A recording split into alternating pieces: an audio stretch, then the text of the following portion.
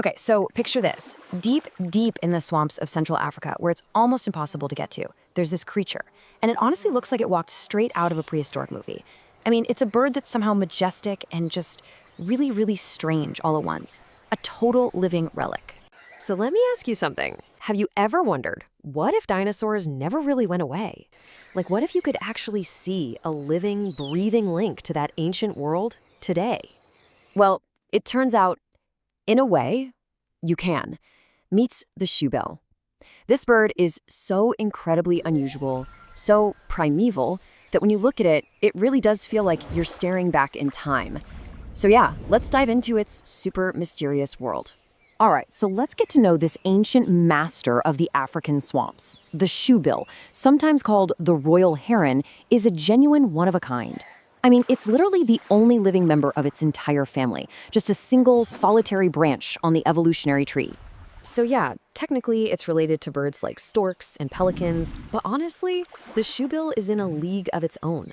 It makes its home in these super remote, marshy parts of Africa, living its whole life as this kind of solitary king, ruling over the very swamps where it was born. And get this, this is not some small little bird we're talking about. It's huge. It can stand over 1 meter tall, and its wingspan, that can stretch out over 2 meters wide. But the wildest part is its body. It's just a total paradox. You've got this massive head and beak sitting on top of this ridiculously thin neck. It just looks like it shouldn't work, right? Like it defies physics. But here's the thing. Everything that looks so strange to us, it's all part of a highly specialized toolkit. Every single one of those odd features makes up the anatomy of a perfect hunter for the swamps. Okay, first up, you have to talk about that beak. It's absolutely enormous, shaped kind of like a wooden shoe, which you guessed it is exactly how it got its name. And no joke, this thing is so heavy that the bird often just rests it on its chest. But don't let that fool you. It's a straight-up lethal weapon, with this sharp hook on the end that's just perfect for snatching slippery prey. Then you've got its eyes. This is super unusual for a bird. They're right on the front of its head, not on the sides. What does that do? It gives it binocular vision, just like a hawk or an owl. It can see in 3D, basically, letting it judge distance and lock onto a target with insane precision. For a predator, that is a massive advantage. So how does it manage to stand in all that soft mud without sinking? Well, it's all in the feet. It has these super long toes that spread out really wide, distributing its weight perfectly. They're like built-in snowshoes, but for mud. It can just stand there or walk around like it's no big deal. Okay, so the physical tools are amazing, for sure, but that's only half the story. To make it all work, you need the right strategy. And the shoebill's strategy? It's what I'd call the art of infinite patience.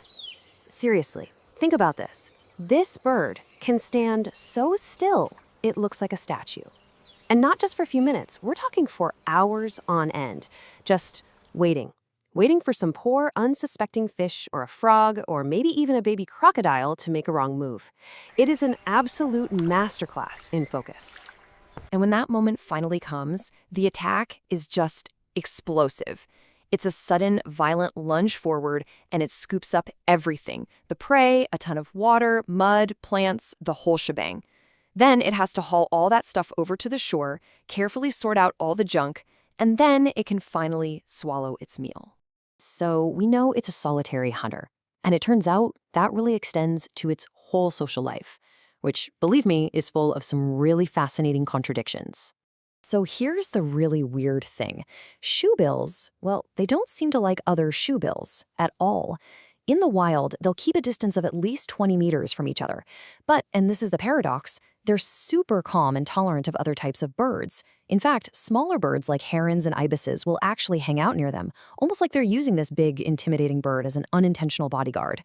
So this incredibly complex bird, it also has a family life and a future that are, well, surprisingly fragile. Let's talk about that. You know, for a bird that's so solitary, it's pretty amazing that they're also monogamous. They actually pair up for life. Both mom and dad work together to build this gigantic nest. They both incubate the eggs, and they both raise the chicks. And it's a ton of work because it's a really slow process. It can take more than 3 months before a chick is even ready to leave the nest. And when I say gigantic nest, I mean it. check out that number, 2.5 meters. That's the maximum diameter. It's less like a nest and more like a massive floating island made out of reeds and papyrus. And they're in it for the long haul.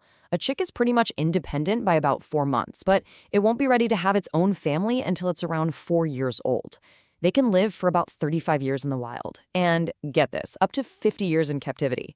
Everything about this bird's life is just slow and steady.